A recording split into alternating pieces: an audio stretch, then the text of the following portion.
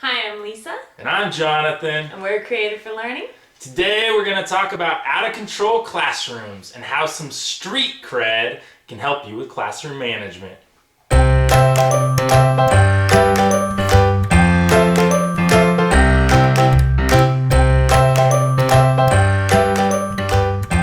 So we're this far into the school year, and many years for me, this was about the time when my classroom management started slipping a little bit. Kids are getting a little more wired, and I needed a boost. So, first off, it's probably time to review the guidelines and just remind the students about procedures and just how your classroom rolls again, and whatever it might be. This is for secondary and primary grades. I always noticed those are about the time when I'd stopped doing my consequences and started being lenient, and then of course you give them an inch and they will take a playground. Take a playground. So, after you've reviewed the guidelines, then you just crack down on reinstilling the consequences again and make sure that you are holding them to what's expected of them. Yeah, the rules. But those guidelines alone aren't often enough, right? And so maybe you've been wondering, how come even though I have good classroom management, maybe when I crack back down, they're still a little riley. Maybe, is that the word, riled up? Maybe there's, I don't know, maybe it's still a little wired, whatever. And so, yeah, maybe it's time to start working on a thing that they call street cred.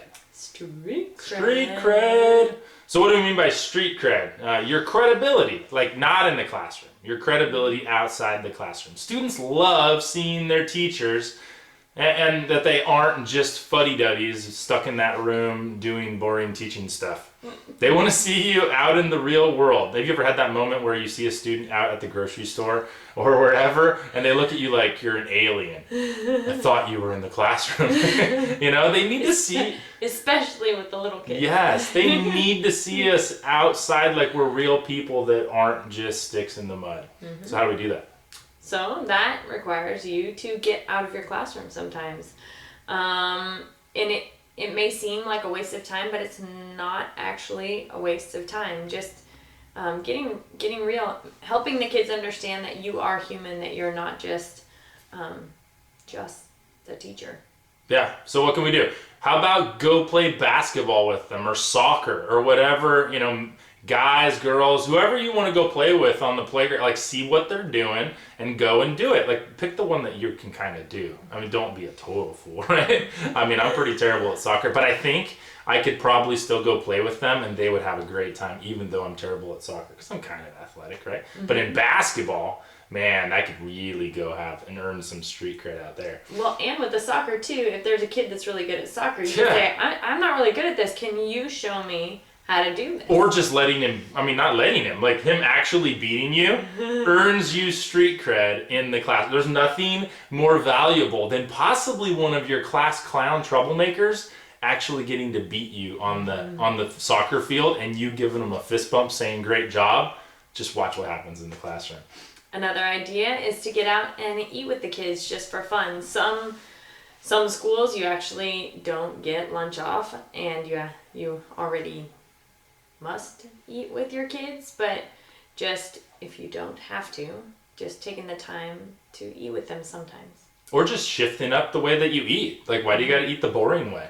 What if one day the boring, where you just sit down and eat? Oh, like what if all the teachers on one day did a flash mob at lunch and like got together and did something to liven up the lunch area? Why is it gonna be? Or you just do it with your class. Do something different. I know that's like still kind of in the classroom, but it takes planning. But this earns street cred. Street cred. So like setting up karaoke or something. Yeah, like maybe you're in secondary. At my school, there was a stage kind of outside by the bowl and by the lunch area.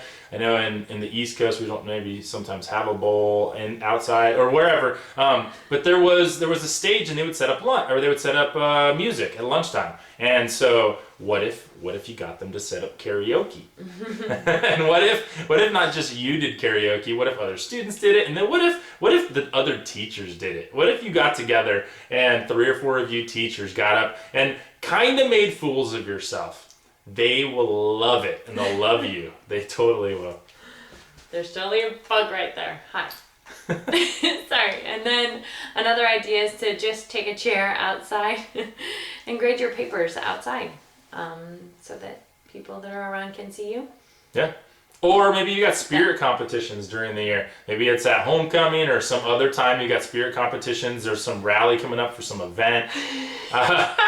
Jump up in the spirit competitions. Yeah, I mean, put the food on your forehead and try to catch it in your mouth like the students, right? Get in the pie eating contest. Come on! I just had a flashback to when we were promoting the jogathon, where it was a fundraiser where they jog and earn money. And I don't know what song it was. It was like, "We Will Rock You." And at one point, I had long hair and I started headbanging. I was young, but it still made me dizzy.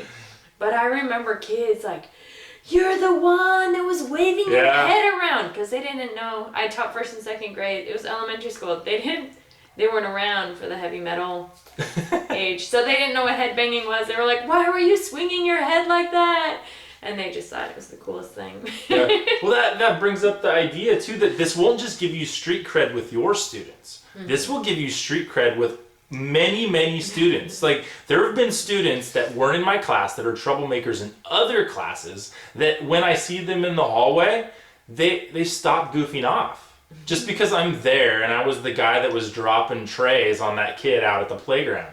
Like, dropping trays? What is that? Yeah, like 3-pointers on the court. Like, I made like 10 in a row one day. I was like God out there, and this kid goes, "Hey, that was good shooting." And he was a troublemaker, but then I was just in his presence as the dude who was out there raining on fire, and it helped there. I didn't even expect that, but it will do that all over the place.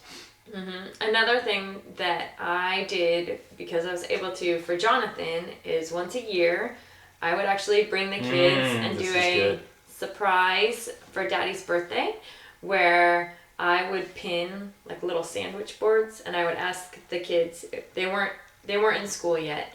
So I would say, like, "What do you love about your daddy?" And they would say, like, "I love it when my daddy reads to me." And then on the back it said, like, "I love when my dad is my tickle monster," or something. and then I would park the car and walk the kids up to the office, but a lot of times I would kind of try and strategically do it during a passing period, because he was secondary, and so kids would be looking and seeing, and I would make sure it said Mr. Stevens on it somewhere, and there would be girls, "Oh, that's his kids." And he has pictures of the kids up, like, I don't know, they were on his drawers or something like that, so the students knew that he had kids, but then being able to take them to the office, sign in, and then go to his classroom, and then walk them up, and the kids, I don't know, they always kind of gave you something, like a cookie or something. Yeah. But them knowing that like, I'm a real person again, and my kids are actually real, they're not just pictures on the wall.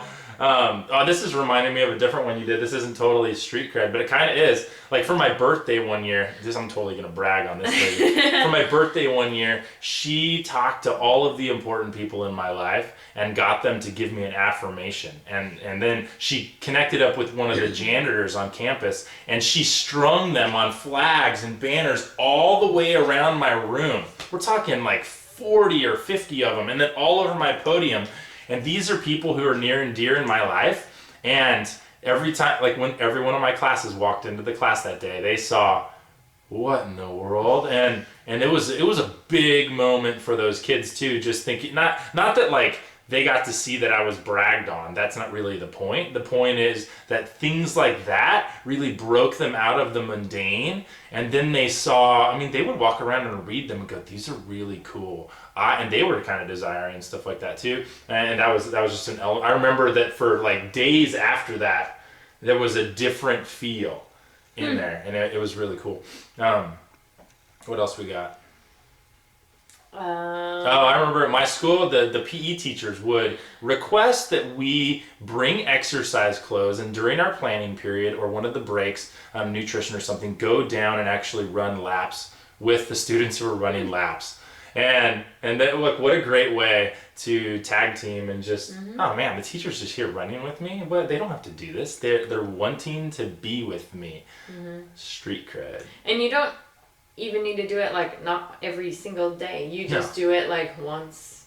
If you space these out, let's say you did 5 a year. Right? So that means every month and a half you're going to get a little shot of street cred back into your classroom.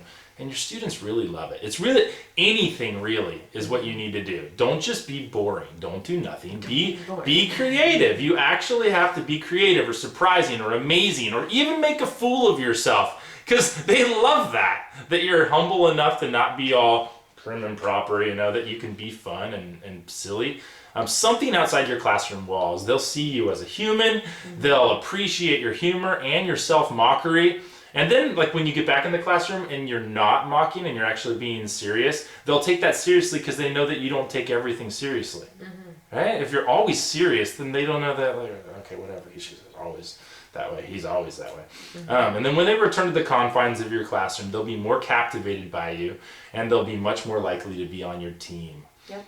Yeah. And that's what you want. You want them to be on your team so that you guys are working together as a team to get what you want to accomplish, which is helping them learn the best they can and not be fighting against each other, but just knowing that you guys are working together, and in order to work together, you've got to have a classroom that runs. So, the conversation of the day. What can you do this month to earn some street cred? Keep being awesome.